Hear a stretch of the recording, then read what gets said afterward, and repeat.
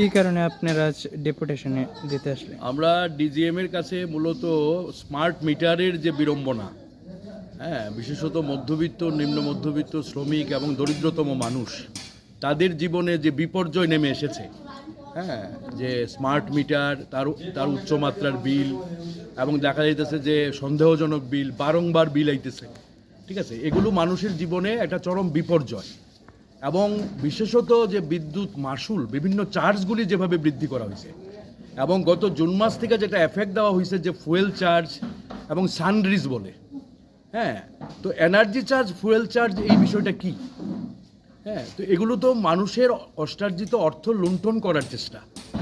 তো আমরা বলছি যে বিদ্যুৎ আইনে যেটা বলা আছে, বিদ্যুৎ আইনে পরিষ্কার যে 47-এর 5 নম্বর ধারায় যে গ্রাহককে আপনি বাধ্য করতে পারেন না যে তিনি পোস্টপেইড নাকি প্রিপেইড মিটার তিনি জ্বালাবেন। কারণ প্রিপেইড মিটার যদি তার বাড়িতে থাকে, তাহলে তাকে অর্থের যোগান করতে হবে পরিকল্পনা মাফিক।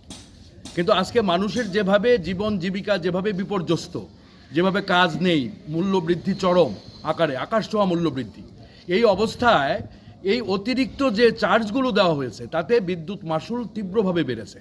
আমরা বলেছি যে 30% উপরে বিদ্যুৎ মাশুল বেড়েছে, 23% উপরে ফিক্সড চার্জ বেড়েছে, তার উপরে স্মার্ট মিটার 15 গুণ বেশি দামি।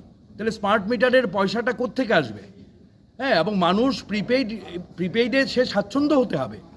কাজে আমার গ্রাহক হিসাবে আমার যে স্বাধীনতা, আমার যে প্রাইভেসি, ব্যক্তিগত পরিসর, এইটা কেন আমি হারাবো?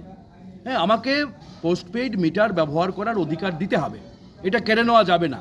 কারণ পশ্চিমবঙ্গ সরকার বন্ধ রেখেছে, মহারাষ্ট্র সরকার বন্ধ করেছে, কর্ণাটকের যিনি হাইকোর্ট আছে, হাইকোর্টের বিচারক পরিষ্কার বলেছে বিদ্যুৎ নিয়ন্ত্রণ সংস্থাকে কর্ণাটকে যে কোনোভাবেই যে বাধ্যতামূলক করা যাবে না স্মার্ট মিটার, কারণ গরিবরা কি করে বিল দেবে?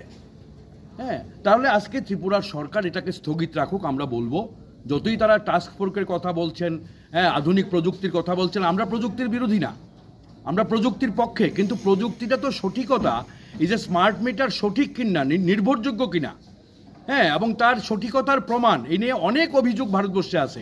মধ্যপ্রদেশ থেকে শুরু করে, দিল্লি থেকে শুরু করে বহু অভিযোগ উঠেছে।